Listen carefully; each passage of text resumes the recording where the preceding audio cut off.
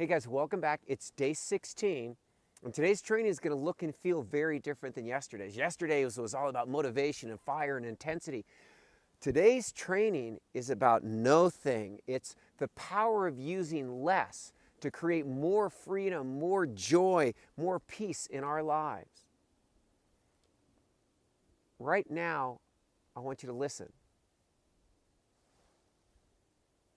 It's quiet. It's beautiful. It's perfect. I want to take you on a little adventure with me. I want you to imagine a mountain campsite in the snow. And you're there by yourself, but you're nestled in, you're warm and you're snug, and you're really under a tarp. So you can see 360-degree views, and you're laying in bed and there's silence, no sound, no thing to disturb you. There's a little stream that runs by your campsite, and that thawing water gently wakes you up and it pulls you out of a beautiful, rich, deep sleep. And you roll over and you start your fire, and everything you have is right there with you, and you get your coffee going. And again, the key is because you're highly skilled, you have a minimal amount of gear. Under 10 pounds is what I take with me when I go snow camping. But I know how to stay warm and safe. And I want you to imagine the peace and serenity of not having a schedule, not having emails to check, not having anywhere to be, and being warm and comfortable and well-fed. And there's a profound beauty in stillness, and there's a profound beauty in no thing. And that takes us into our first skill in this chapter on no thing, and it's learning how to become enlightened. And you know, we can speak metaphorically about sort of sitting under the tree and meditating, and there is a level of enlightenment, but I'm really talking about just having less. We're living in a time, a day and age where it's all about more. Consumption, buy. I know right now you have one closet, two closets, maybe a garage full of crap you don't need, you don't want, you don't use. And what I want you to know and understand is that the more things we possess, the more activities we bring into our life, the more things we charge, the more debt we accumulate, the weight of these things is depressing. And right now in America, depression is epidemic. So the first skill in this chapter is really becoming enlightened. Take a look at your life. Go through your house, purge. This is one of my favorite things. Get rid of everything. I call it the love it, use it, lose it technique. If you love it, keep it. If it has sentimental meaning, if it touches your heart. If you use it all the time, keep it. But if you don't love it, if you don't use it, lose it, donate it, put it on eBay, get rid of it. So we're going to do a purging because I don't want you to become depressed by the weight of things in your life. I want you to become enlightened. So that's our first principle. The second principle I'm going to talk about, and this is the first time you've heard this in our training, it's called Dead Coach.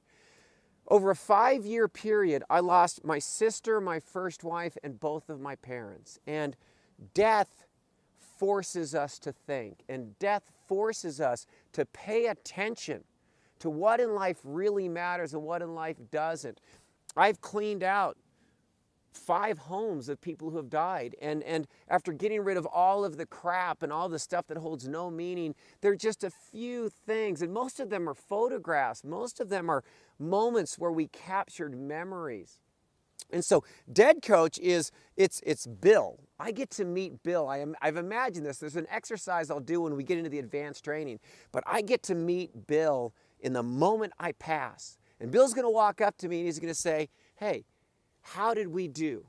How did you spend the last 10 years of my life? Did you honor every moment? Were you surrounded by people you loved? Did you do things that turned you on? Did you help love and uplift other people? And I don't want to look dead Bill in the eyes and have to explain to him how I worried and I stressed out and I cared about things that don't matter. So the first skill we're talking about is to become enlightened. The second skill is Dead Coach. The clock is ticking, guys. It isn't ticking in our favor. We have an expiration date. I kind of joke, it's on the back of my head, best if used by. And then our third principle, and this is a gunfighting. It's a combat technique. And gunfighters are taught, if you want to go fast, slow down. Slow is fast, and it's being mindful and cautious and being aware. Don't be in a rush, because when we're in a rush, when we hurry, we make mistakes. We miss things. How many beautiful sunsets have you missed because you were rushing somewhere? How many moments of laughter and joy with your lover or partner or child did you miss because you were rushing somewhere? So the third skill in this chapter on no thing is slow down. Slow is fast. Slow is when we get into the pace and perfection. This water's moving. It's going somewhere. It's just not in a rush to get there. So I love this chapter on no thing. I love looking at my life and separating the things I love and the things I need from things I just want and getting rid of them. So I've got some really great exercises for you. Go get your True North journal and come back and meet me here, and I'll be with you in just a second. In this chapter on no thing, I'm going to make you work a little bit, and there are actually 6 exercises. This is the biggest one we've had yet, but you're going to love these. So exercise number 1, I want you to find a beautiful trail somewhere near your home. It shouldn't be too far. And you know what? Regardless of where you live, maybe it's the ocean, a mountain trail, but somewhere in nature, you're going to find a trail that is at least 15 to 20 minutes out and back. So that's exercise number 1, just find a trail. Then what we're going to do over the next 5 days is you're going to do some sensory training. So exercise 2, you're going to go out, you're going to walk this trail, and you're going to do the same trail every day, and you are going to be focusing on your sense of sight. You're going to turn on your eyes, and you're going to look for textures and shading and colors, and you're going to use this sense to connect with the beauty that's all around you. Exercise 3, we're going to go out and we're going to connect with our sense of sound. And we're going to listen, and we're going to listen to nature. We're going to listen to the stream. We're going to listen to the beautiful sounds that are so subtle that sometimes you miss them. So we're going to turn that sense on. Exercise 4, we're going to have our sense of smell. And you're going to walk out, and as you move through the woods, a stream smells very different than a mountain does, and the earth under trees smells very different than a pine tree or a flower or the ocean. So we're going to turn that sense on. Exercise 5. On this last day of hiking, your sense of taste. And you're going to go out and you're going to breathe. And when you breathe, you're going to taste nature. And nature has a taste, and it's beautiful, and it's rich, and it's full of life. And so the last exercise, you're going to do one more hike, and you're going to have a journal. And in this last hike, it's really rich and beautiful because you turn on all of your senses. Sight, sound, smell, taste, touch, and you're going to write about your experience and just really, you're not taking anything but yourself in your journal, and you're going to drop back into nature. You're going to get turned on, and you're going to connect with some truths.